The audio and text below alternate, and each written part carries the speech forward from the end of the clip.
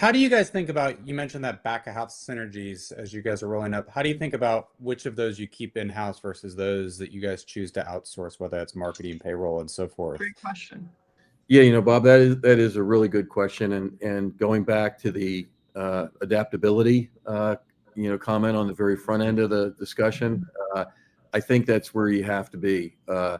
You have to be evaluating on an ongoing basis what you insource and what you outsource, and what you're going to integrate and what you're not going to integrate. So, as an example, very early on, we thought that we were going to standardize on one practice management system. We thought that the synergies associated with that and the efficiencies were worth it. As we got into our first several practice conversions to that system, we found out that the old saying, the juice wasn't worth the squeeze. The benefit or the value of going to that single system was not worth the relationship disruption that a conversion caused that early in the relationship. Oh, interesting. So we then turned and asked our IT department to determine how we can extract data that we need to effectively manage the business, get clean financials, have a reasonable close period, et cetera, without moving to one system, because there was only 3, thank God, in the specialty, not 20 or 30, but there were only 3 systems. So we figured out a way to support all 3. Now, I will tell you that 7.5 years in, we are now moving more towards a centralized or single platform. The reality was, when we started, there wasn't a cloud-based or enterprise-capable system. So we really didn't have much choice. Revenue cycle management is another example. If the practice, based upon our diligence, is doing revenue cycle management well today, we leave it alone and we just put oversight over it. Got it. If it's not working well today, and either they're not collecting efficiently or they're not billing, appropriately, then we bring it in and we centralize it. That's so interesting. It's really based upon the individual need of the practice, and also what we think our core competencies are, when we look at insource versus outsource. And it reminds me of when you first started. I don't know how you do it today, but you were buying practices that were fairly well branded in their local markets. And so you wanted to keep the brands individual to not lose that sort of, momentum in their market. Do you still do that today? Is that an area where you don't integrate? Yeah. And I think this is more of a personal opinion type of thing. But as I think about healthcare, if you think about the brands in healthcare, there have only been a small number of brands that have demonstrated that brand is transportable to other markets.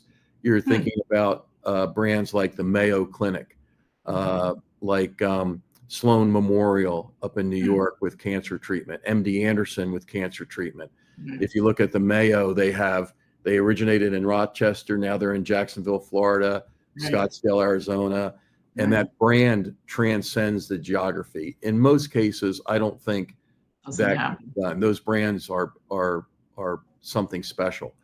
So we think that for our business, it makes sense to keep the brand of the practice local. They know those doctors, they respect those doctors. They don't know who we are. They don't need to know who we are. We operate, behind the scenes. That's just our strategy.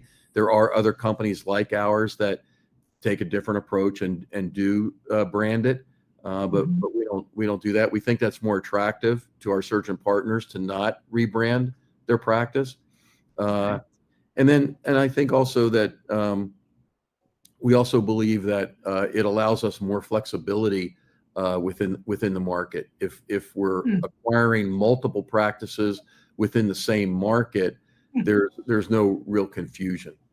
Oh, that's great. And so is it like, this brand, an OSM company? Nope. Oh, you don't even use that. Oh, interesting. If you go to an individual practice website It's just their practice. You will see that they're part of USOSM, and if you go to Yep. our website, you'll see that they're part of our organization.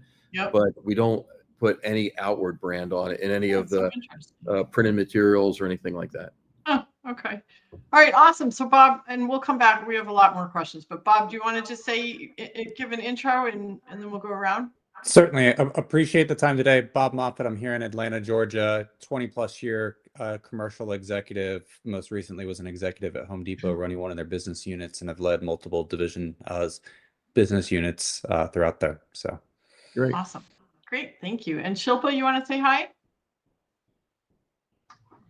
Hi, thank you so much. This is amazing. I'm Shilpa Prakash. I'm based in the San Francisco Bay Area. I've been a tech executive for about 18 years doing M&A integrations at HP, VMware, Cisco, and CrowdStrike.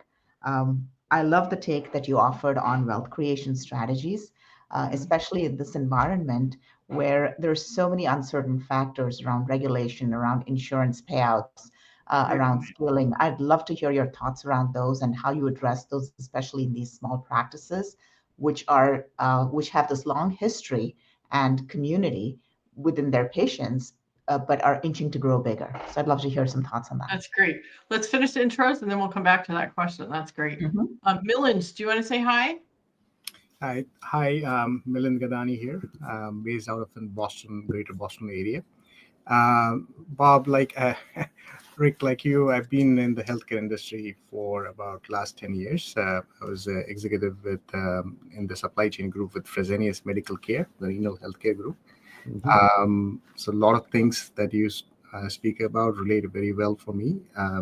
That said, we did have obviously a brand and say a $20 billion organization. So a lot of my work was actually to bring those efficiencies to our JVs and clinics. Some portion of the business was JVs and is JVs, and others is actually, just wholly owned. And, it's interesting how you are rolling up. I kind of see the speed with which you are doing it.